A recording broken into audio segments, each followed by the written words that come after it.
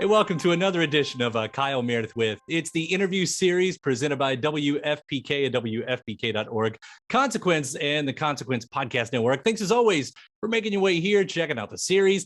Please do hit that subscribe button. I put out 3 new interviews every single week, so it's a great way to keep up with your favorite artists. I am so excited today to be talking with Scott, Ian, and Pearl Aday, Motor Sister. How are you both? Good. How you doing? Yeah, good. Doing great over here. This record, let me say, is so much fun to listen to. This is the second record that you put out with this version of this band, but it's the first time where it's all new material. And again, let me just throw the congrats right at the beginning. Thank you. Thanks. Yeah. So what was it like? Because the first album you crunched on the past covers, but this one takes it into the present. It is a new band with new material. What was that process and conversations like? I mean, was this always the plan? Yeah. It was a plan always to make another album after the first one. But in terms of writing it, wasn't really much conversation. It just sort of happened organically. Yeah. We were all ready. At some point, Jim just sent some riffs over. I think probably some point in 2018, just saying, hey, I think these would be really cool Motor Sister riffs. What do you guys all think? And of course, we were all super excited because we always felt like we would do something together because we are all friends. We all hang out together outside of being in a band. Jim plays in Pearl's band. Joey Vera's great friend of ours, Johnny. I mean, we're all like best friends and hang out quite a bit. So we always just kind of figured eventually we'll get the time to get in a room and maybe be a band again. And then when Jim sent riffs, that was the catalyst for the whole thing that, to start moving forward. So then as you're moving forward, I mean, again, that first record sort of being covers and a tribute to Mother Superior, like how important was it to have the callback to the old band, or was it clean slate? I think the old band's always just in this sound anyway. It's in Jim. Yeah. Yes. And Jim was Mother Superior, and all of the rest of us were huge dorky fans of him and his music. So where he goes, we sort of follow, but we all add our own little spice in there. Yeah, it's obviously a different lineup, and but it's still Jim. And I Pearl said it. I'm just reiterating, but yeah, it's all him. It's who he is, and he's not just that. I mean, Jim writes songs for lots of different people, whether it's Pearl or Motor Sister or his work with Daniel Lanois or Phil Jones. There's probably more I'm not thinking of, but so when he sent those over, saying I think these would be really cool riffs for Motor Sister, like obviously he's listening to him going, well, this wouldn't work for this or this or this or this, but this is that. And so yeah, it was just really exciting to know that he was even thinking about it, at that time. And then that opened the door for us to, I was like, well, should we try and get a rehearsal room and go jam? And everyone said, fuck yeah. And that was it. And that's basically how we started making the record.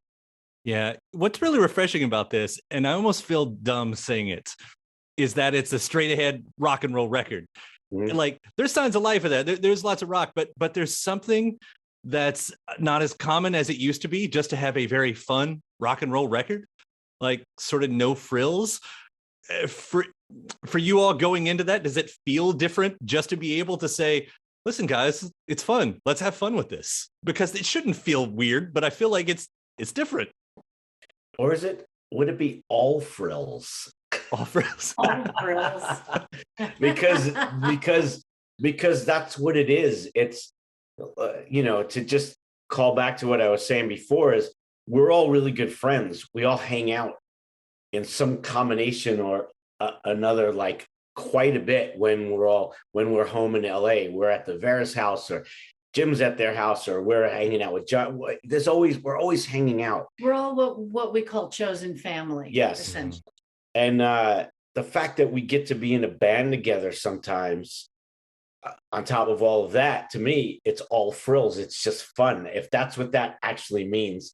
But yeah, it's just nothing but fun and smiles and laughing and rock. I mean, that's really what it is when we get together. I think it's totally genuine, which is what you are hearing, which is what I think you're talking about, is that it's totally natural. Yeah. You know what I mean? It's not try hard. It's just what comes out. You know what I mean? When we're all together and we play together. Yeah. You know, we're not trying to make it have a certain sound. It just is that. So that's what feels so, I guess, like you said, no frills, because it's really just this substance, this, you know, has a lot of substance and feet planted firmly in the ground of, you know, what is rock and roll to us. Right. Is that where a little bit of coming for you comes from?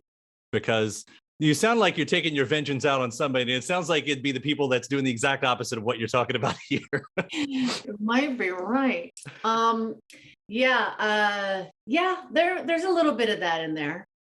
Sometimes, you know, maybe it's a little bit of what I want to say to sometimes, you know, acts who shall not be named. Right. You know, the it's that try hard factor that's a little, you know, gets on my nerves sometimes. So maybe I'm going to sing about it. Mm-hmm.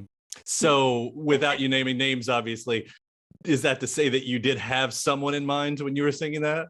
Well, I don't remember. I have someone in mind when I listen to it. Oh, yeah? Do you want to name names? Many bands, many. Don't name. I'm not going to name anything, but many bands. I wouldn't expect that. You know, if you think the song is about you, you're correct. It's a good way to put that. Right. Meaning other bands who may or may not listen to it. Right. Scott, for you, you know, I say this only in comparison to like Anthrax. Like, is this a different muscle for you to work out too on the guitar? Because I mean, we're still in the world of rock and roll, but very different styles of it. Sure, of course, yeah, it's a totally different style of guitar playing. One that's much, honestly, just easier, because it's for two reasons. This is how I grew up playing guitar. In the 70s, when I was learning how to play guitar, this is the kind of music I was playing along to, whether it was AC/DC or Sabbath or Thin Lizzy or the Ramones or the Police, or it was all that kind of stuff. That's how I learned. That there was rock music and there was hard rock music. There wasn't heavy metal yet. And also, so it's just right in my wheelhouse as a guitar player, but also it's just technically easier to play. We're not playing at the tempos I play in Anthrax or some other bands, and there's not a lot of palm muting going on. It's more, I'm playing big chords and I'm playing big riffs, and it's just easier. That doesn't mean anyone can like, people think AC/DC is easy to play. It seemingly, yes, you could play the chords, but can you play it right? Easier with doesn't feel? Mean lesser than. Right, exactly. Right. But just from a technical, physical standpoint, it's easier to play the chords to these songs than it is to Anthrax songs. So, yes. Yeah. I feel like there are as about the close to crossover moments as maybe you get. I was thinking like, and by the way, I'm really just looking to compliment you guys here. Those twin guitar sound in Rolling Boy Blues it put a huge smile just on my face when I got to hear that, you know, the Thin Lizzy, you know, style kind of coming through there. But also, I guess a little bit what you're talking about. Did I read somewhere like Time's Up? That's a sort of a send up to Kiss. Is that right? Well, it wasn't meant to be that. It just is that. Like Jim wrote a song and we started playing it, and it's like, well, we kind of understand where this one came from, because it sounded like something off any one of the first, I would say, Dressed to Kill, maybe mostly. It sounded like it could have come right from that record, which of course we all loved. So yeah, I don't know that he was specifically saying, I'm going to write a tribute song to Kiss, but, we're all fans. So I think that just kind of came out. And then I think we went out of our way, certainly with what you guys did vocally in that one little part. We went out of our way to then play up the angle a little bit, I guess. We recognized it and then we ran with it. Yeah. Because why not? Right. Why not? And I say this as a fan, if somewhere down the road you get one of the guys in there from Kiss to the live version, that's just the whole circle gets complete. Yes. So Yeah, to Gene. Yeah. I want to say one of my favorite moments and maybe the most surprising that I heard in comparison to the other songs is a song called Sooner or Later. And it took me back to being at the swim pools in the summertime and driving around with the windows down. And I don't know why I keep coming back. The band The Call was sort of in my head. Well, but it's so different, I think, on this record. It's the same band, you can tell, but I love the sound. It's not a power ballad, but it almost veers a little bit right there. And anything you can say about that one, because I cannot stop hitting repeat on it. Awesome. Oh, good. I love that song too. Yeah. I think it might be the best song Jim's ever written. Wow. I just think it's such a great song.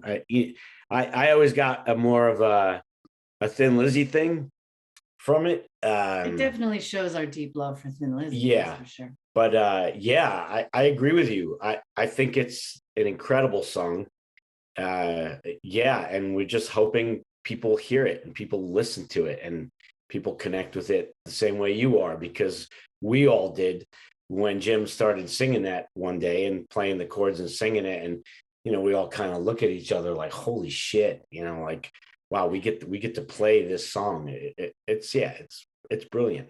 Yeah. As a radio guy, that's my wheelhouse. It's going on the air. It's going to heavy rotation. Well, awesome.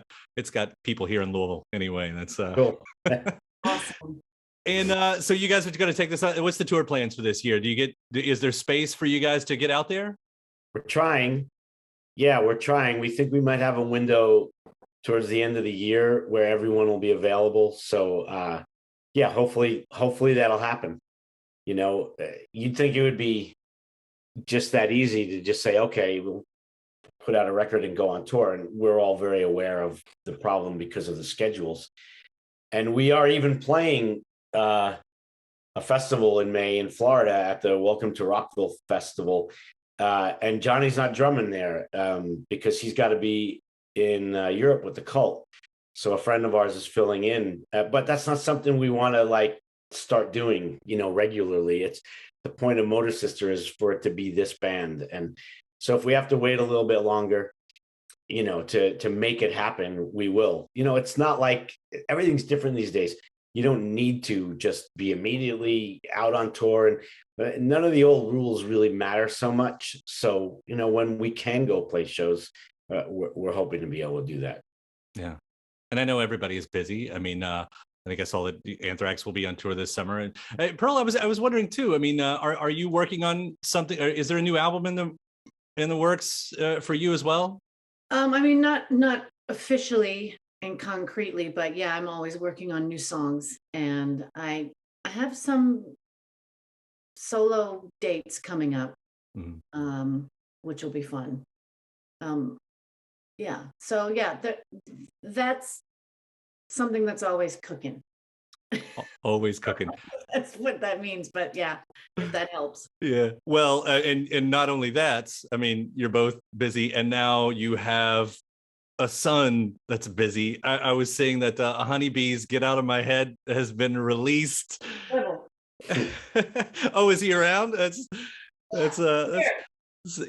this has got to be so great. I've watched some of the story, which, by the way, I'm in Louisville. There was this great moments of him and the Foo Fighters. I was there. I was in the crowd, and what an amazing moment that was. Yes, to see that.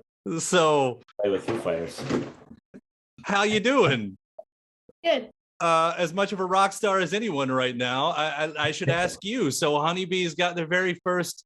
Well, got the brand new single. I don't know if it's the very first, but Get Out of My Head. What can you tell me about this song? Because what a great one. Well, it was really just Liam, the guitar player, sent an idea, and then I just came over to his house, and me and Theo and him just worked it out, and here we are today. Again, the power of rock and roll right there. What's the plans for you guys? Are you working on the full record? It's already coming out on May 27th. Okay. All right. So And anything? they'll be playing Topanga Days Festival, right? Mhm. And they have a record release performance and show coming up at the Gibson Guitar Showroom on May In Los 27th Angeles, yeah. in Los Angeles, the day the record is released. Wow. Are you ready to jump in the deep end here? I mean, are you ready for the rock star life? He's already been up in front of 40,000 people playing with the Foo Fighters. Come That's what I on. mean. Like, how do you top that? You know, that's amazing right there. And what an incredible moment. Like I said, I was there. We were yelling so loud for you out there. It was beautiful. So congratulations on your success already. Thank you. And let's see. After that, it's Scott. I didn't ask you about the upcoming tour of the Anthrax. I do want to ask about that really quick too. What's the plan for this one? I mean, yeah, you've got the 40th anniversary in the rear view. What happens next? Well, we don't really, because we didn't get the tour. So we're doing the 40th anniversary touring in our 41st year. Mhm. You know, yeah, obviously we couldn't go out last year and do it when we wanted to. So we've got this summer run coming up with Black Label and Hatebreed, and we're calling that part of our 40th anniversary. We've got 40th anniversary dates in Europe after that in the fall, and you know, who knows? I'd like to think this US run with Black Label is going to do pretty well, and maybe we get to do a second run of those dates at some point, you know, early next year. And then I'm sure next year at some point there should be a record, depending on when we get in the studio. So yeah, you know, it's all starting to ramp up again. I'm still, you know, fingers crossed it all doesn't just get thrown in the garbage. You know, but I'm being very optimistic that things are moving forward and everyone can go back to work, and meaning we get to go play shows again. And I'm very excited about that. Yeah, I hope to see that one too. You all in Black Label. I mean, that's a great bill right there. Yeah, I think it should be great. You know, we both definitely bring a different type of metal to the table, which is what I find really interesting in it. It's not just a night of the same type of thing hitting you in the face, you know, all night. It's different types of punches hitting you in the face. And I really like that. There's different dynamics. Certainly the bands are both extremely heavy bands, but so dynamically different, which I think is killer. Yeah, and a riff fan's dream right there to have a double bill like that. Yeah. I will be showing up those shows if I can. In the meantime, I also hope that we get to see some live shows with this band right here. And congratulations again on the album, guys. It's so good and so fun. Thank you. And Thanks, yeah, and we love playing live, and with Motor Sister, and when we get to do it, you know, it's super exciting for us because it's so new. So I'm really hoping we get to at least take it around the world, even if it takes us 5 years, but go everywhere at least once, so you know, people get a chance to experience it. And we will be live at the Whiskey A Go Go Yeah, May 15th. Yeah. Awesome. Well, right on. In the meantime, I'll be spinning the record over here, so I'll be taking care of that part at least. So until then. So thank you guys. And thanks for talking about it too. Yeah, right on. Thanks. All right.